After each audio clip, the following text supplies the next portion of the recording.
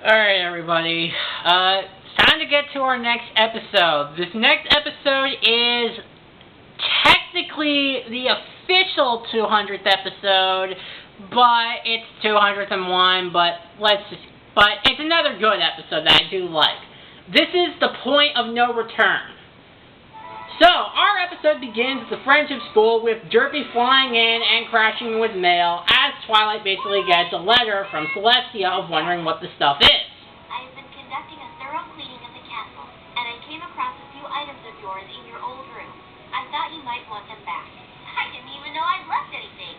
And so we get some pretty funny moments of fan service where she sees basically her own picture, macaroni picture, and apparently a Generation 1 Star Swirl toy. Like I said at the Season 9 premiere, I am not an expert at Generation 1, so I don't know if Star Swirl existed in Generation 1, but it's something to know about. However, we do get the classic Twilight freak-out moment when she comes across an old book, and she explains why she's having a Twilighting moment. Oh no! What's wrong? This is like an old library book. Exactly! It belongs to the Canterlot Library. That means it's... overdue. Yeah, obviously we already know the habit of overdue library books. But then again, it's been years since I basically checked out a book from the library, but I've had instances of forgetting to return a library book. I think the latest one that I've returned, I think it was like I'm trying to remember the name of the book, but I know it was like a Mystery of series. I think the latest one was like Mystery of the Abominable Snowman, and I think it was like 2 weeks after it was already due. So, of course, Twilight, naturally being Twilight, has a bit of a freak-out moment. Library book return record. Has a perfect record. Oh, I've never turned in a book even a minute late. And this one has been overdue since I left for Ponyville. Yeah, so that's pretty much heavily severe, and considering that the show really no longer kind of gives the passage of time, we don't know how long it's been, but basically Twilight has had that book in her room for 9 full seasons. Well, 8 full seasons and 5 episodes. But yeah, that is sincerely late. I really also like the scene that we basically do get a call back to basically, well, Tara Strong's like higher pitch of Twilight back in season 1, as we basically get the basically I think they were redoing the same scene that they were in the first part of the series premiere, but also adding the stuff where on top of the whole situation with Moon Dancer, she knocked the book underneath the shelves, and naturally this has Twilighting, like I said, basically freaking out that she's overdue when she's a perfectionist when it comes to handing out books. Prided herself that no books were damaged or lost on her watch, and I failed her. I failed myself. I take it we're going to Canterlot. Sooner the better, I guess. I gotta admit, Spike is definitely a pretty good straight man in this episode, and it's about to get even better as Twilight and Spike practically hide in the bushes. For what reason exactly? Leave me in there. I'm the princess of friendship. Everywhere I go, ponies recognize me. I'll stick out like a sore thumb. Princess Twilight Sparkle in a library? Stop the presses! A late book is a big deal, Spike. What if Dusty Pages revokes my library card? It's just like the face that Twilight has a library card. Yeah, and library cards. Remember those? God, it's been so long since... I think we had, like, library cards in elementary school. I'm trying to remember. I don't really remember having a library card in 4th or 5th grade. It's been so long since we've had library cards. I'm wondering if people still use them nowadays. But essentially, Spike gets Twilight to basically calm down and pluck up the courage to head inside the library. Even when she's still, well, trying to make a big deal out of it.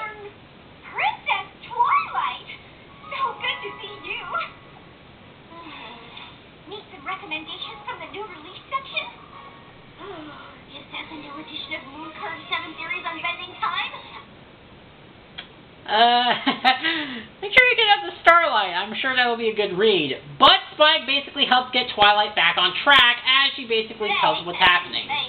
But I do need to speak with Dusty Pages about a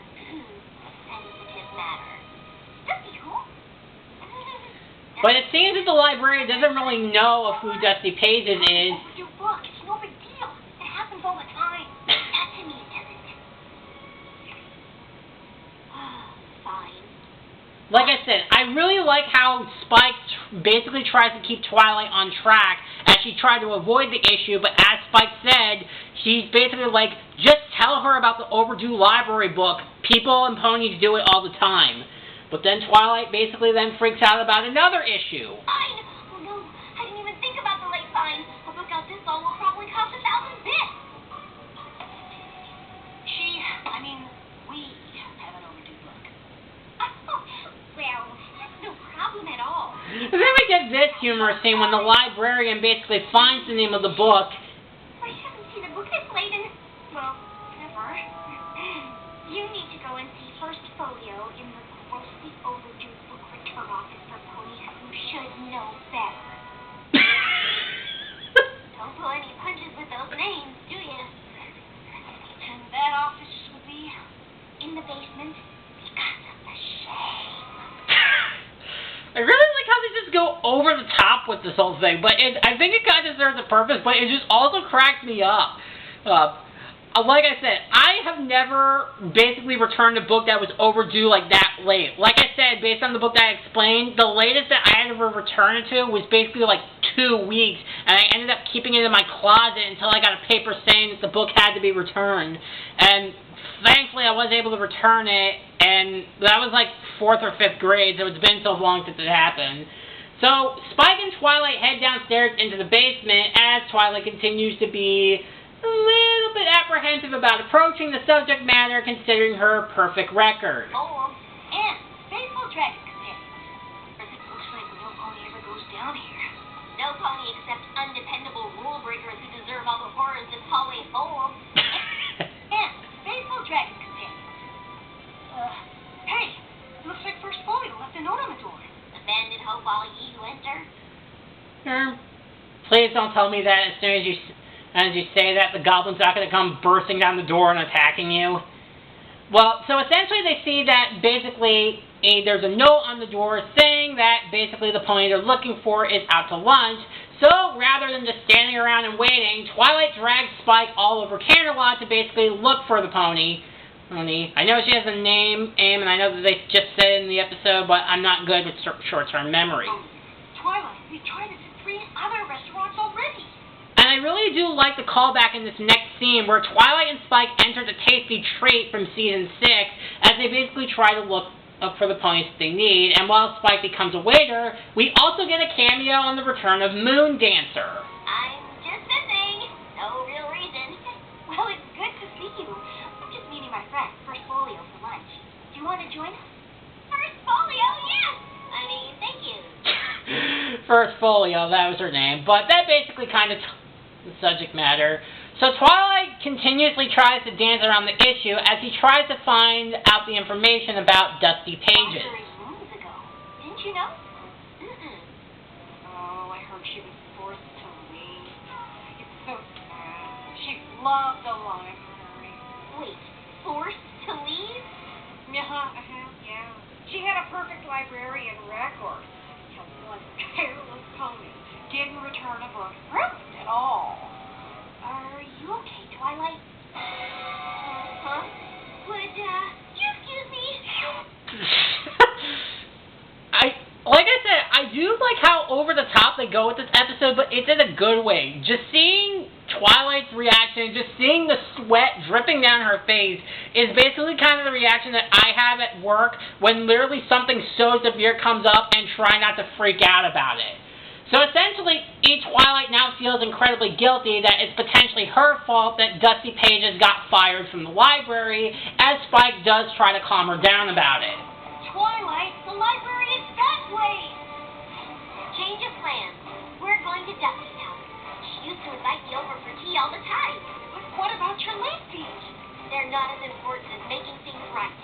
Wait, so you're not going to return the book? No, Dusty Pages is. It's my fault she lost her job. So if I give her the book, she can get her old job back. I mean, it sounds simple and straightforward. I I will give Twilight this. Rather than just continuously freaking out about basically her perfect record, she's willing to put it aside to try to help out a pony that she used to know and tries to make things right.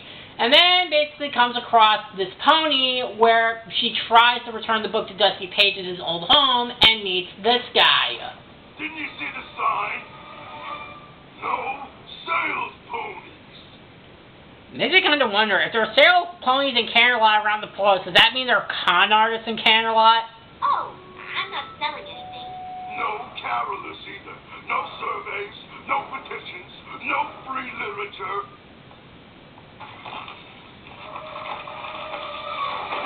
No problem. I'm just looking for some pony who used to live here. I'm pretty sure this was her house. Dusty Pages? Yes. Hold on. She moved to Silver something. Shoal, Sea, Surfer, whatever. When you find her, give her this. It's been stacking up for years. And tell her to change her address. Well, that guy's a dick. But this episode kind of raises a point, considering that apparently if what he said was true, and that apparently her address wasn't changed for years, and he was still getting her mail, then I think it kind of makes the viewers kind of come to a sad realization that essentially the mail service in this world is really not all that great. So that raises a ton of questions. So we get a montage of Twilight and Spike carrying around the book, and by extension in Dusty Pages' mail, to basically try to find her as best she can, even at one point asking the young Six where she is, but obviously they don't know where she is, but they eventually find the location to where Dusty Pages is. Silver Stable Community for the best golden years. This has to be it. I hope so. It's the last silver spot on the map we haven't looked. So basically we head inside this place and we see that this location is kind of like Equestria's versions of a retirement home. And I think it's where every pony basically older ponies basically kind of retire and live out there. Oh, yes. Her apartment is in the next complex, ground floor. Thank you. So they basically go to try and find her location and they try to wait for her. She's bound to be back soon. Maybe we should just wait here. No, we are fixing this now. This place isn't that big. We can find her. So we also see that basically one of the Apple Grannies, I know she has a name, but like I said, not go return to her memories, basically gives out Dusty Pages' schedule when Twilight asks where she is. I have to leave early to get to her Bundy the Tea section. Which is right before she leaves the woodworking class with me. And then she's on to windsurfing. Wait a minute. They offer windsurfing in this place? Guess that's something that's kind of worth trying out. And don't forget theater rehearsal. Dusty's playing the lead role. Again. Then there's her band practice later. Thank you. So we basically get... Wow, Dusty sounds like one busy pony. She's just filling her days with distractions to cover the pain of losing the best job ever. I wouldn't say that, Twilight. I mean, if on the off chance I ever got fired from my job, which, given the track record that I've been doing at this job for the last 2.5 years, I highly doubt it's going to happen anytime soon. I don't think it would be much of a distraction. I think if I was doing hobbies, I'd do it because I enjoyed it.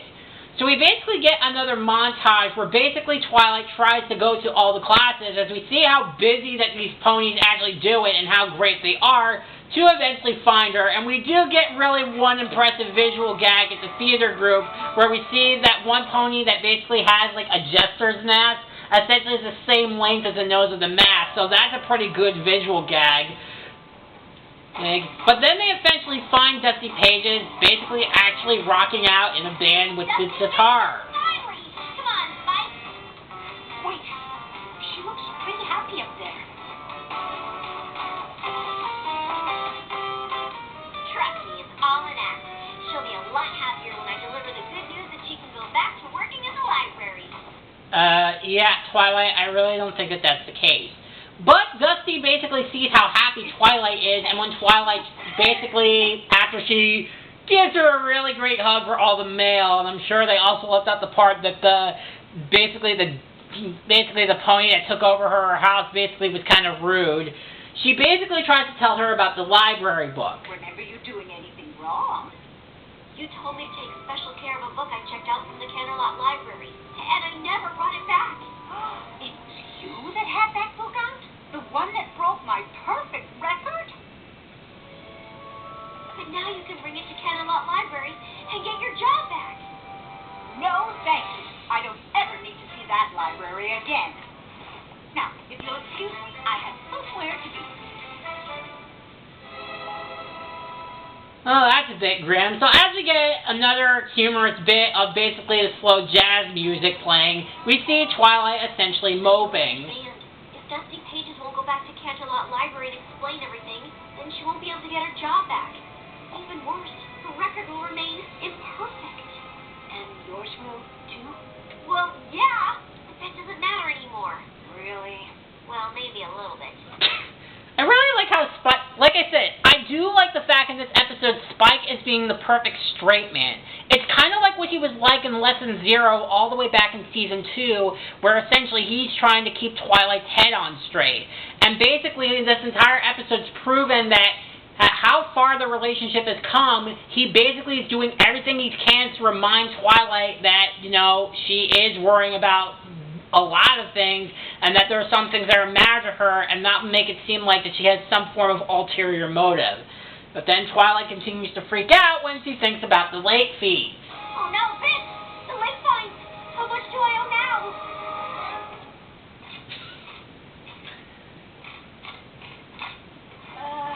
You don't want to know. It would have been worth all the bits in Equestria if I'd made things right with Dusty. I wish I knew why she won't go back. Why don't you ask her? She didn't seem to want to talk. You surprised her, and she probably had something else on her schedule. That thing is packed. Come on. What have you got loose? So essentially they go to basically this new activity, which is basically kind of what the Hookfields and the McCulls did of throwing fruit and vegetables at each other, and basically treating it as Equestria's own version of paintball. Oh.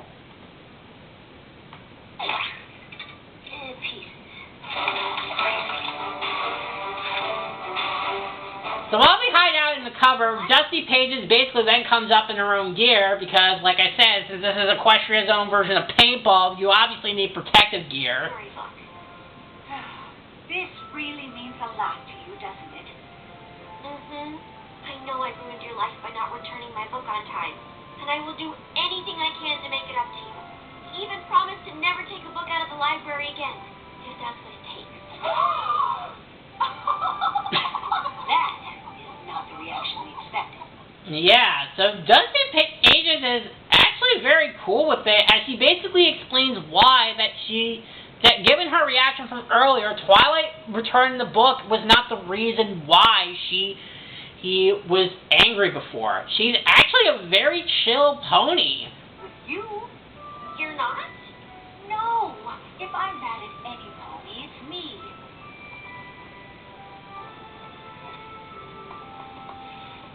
All those years I spent hiding away in that library, trying to be perfect.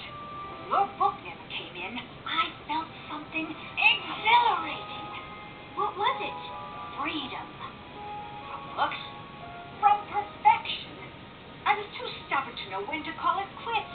It took your mistake to make me realize that I wasn't living the life I wanted. You mean you weren't fired? You left the library because you wanted to? Twilight, your late book was the best thing that ever happened to me. Now I'm not afraid to try things I might fail at. In fact, sometimes messing up teaches me more than getting it right. You're sure you don't want to return it? So, yeah. So, this is honestly a very poignant moral. I know one can make the argument that this was exactly another one of those been there, done that episodes that was done in Flutter Brother, but this episode episode is basically 1,000 miles ahead of Flutter Brother because, number one, the main focus isn't a lazy jackass who basically thinks he can get out on his own when the last episode proved he learned absolutely nothing, whereas this episode, by contrast, focuses on Twilight, who is basically a central character of this show, and the moral of saying you don't need to be perfect to live a life that you want, and that everybody messes up. It's going to happen, and it happens because you can get better and make the right choices. And if you don't focus on being perfect, you can be more free to try things and fail. And even if things don't work out, you at least gave it a valiant attempt at it. This episode teaches this job way better than Flutter Brother by, like I said, 1,000 miles for sure. And it was an all-around enjoyable episode, and it honed in on the main characters as well as it's honed in on the issue of perfectionism. Because if you focus on just trying to be perfect at everything, then you will just be overly critical and always be afraid to fail. However, if you're not afraid to fail and feel like you don't have to be perfect at everything, you can try as many things as you want. And even if you fail at it, you can get right back up and try again. So even after a humorous bit where one of the fruit accidentally destroys the library book, it's not that big of a deal. The truth inside it. Wait, did you even read that thing? Actually, no. I guess I didn't. Perfection. And the next part? The impossible pursuit. So, that might have been useful to look at earlier. Yeah. So when all is said and done, Twilight and Spike return to the library book, and it turns out that the book is only 28 bits. That's it? Yeah, most ponies don't know the capset of months. Probably because we don't tell them. So what's a nice trick to know is that apparently the maximum, the fee at maximum is 28 bits, and after a month, it doesn't get any higher than that. So, that's honestly a pretty interesting tidbit to know. But essentially, the reason why that's also the case is because basically it turns out there's actually a new version of the same book. Although we will be taking down your best book borrower picture. I mean, I did return the book, after all. Okay, letting the perfection go. You want me to reshelve this for you? No, it's an old edition. We've already replaced it with a new copy. In that case, can we keep it? It might be a good reminder to have around. For sure. It's gonna stay. That's what makes it perfect. Well, I got nothing else to say, so that was the point of no return, and basically think of this as Flutter Brother, the good version, or actually the better version. This episode was great. I really like how Twilight tries to focus on basically trying to improve herself and not having to work about being, perfect. There were just a lot of jokes that really cracked me up in this episode, and honestly, I couldn't really find anything wrong with it. I mean, I guess really just the whole shtick of Twilight overreacting over the littlest things can get a little bit tiring, but nothing that ruins the overall episode. Dusty was an absolute joy, even though we pretty much just got to know her in like the final half of the episode. But all the callbacks that we got between Moon Dancer and the Tasty Tree are also very good call-outs. And the best part about this episode is the moral. Like I said, this is basically what Flutter Brother did, only 1,000,000 times better, where basically it says that you don't have to worry about being perfect all the time. If you're not afraid to make mistakes and don't worry about perfectionism, you can go out and try new things, and even if you fail at it, you can just get right back up and you can be free. This is honestly a really good message to teach, and I think it hammers the point in a lot better than Flutter Brother, because again, it's a moral that's to be taught to our main characters, and not essentially a lazy side character who is a swindling con artist piece of shit, even though I know Separate Breach isn't that, but I'm not going to make this into another diatribe of Flutter Brother. But like I said, basically this episode, now basically he makes Flutter Brother completely pointless now. And that's a good thing for this episode, and an awful thing for Flutter Brother. Okay, dead horse. So, final ranking, what would I give this episode? Personally, for me, I think because that even to this day, I still struggle with perfectionism, especially at work for perfection. This is honestly a good moral to teach for really adult bronies who basically feel like they have to hone in on every single thing and they have to be perfect. So, overall, this is a great episode to watch. Honestly, I'd probably give this episode, I think, really an A+, because honestly, there's not really a whole lot to complain or nitpick about. I mean, some of the jokes don't hit all the time, and there's occasionally, you know, the one pony that basically took over Dusty Page's homes. And on top of that, this episode kind of proves that the mail service in this world is pretty crappy. But nothing that really overall breaks the episode. So I guess when you think about it, I would have to knock it down to just an A. Still a great episode overall. So yeah, final ranking for The Point of No Return is an A. Alright, so next time, our next episode is going to be Common Ground. I'll see you guys next time.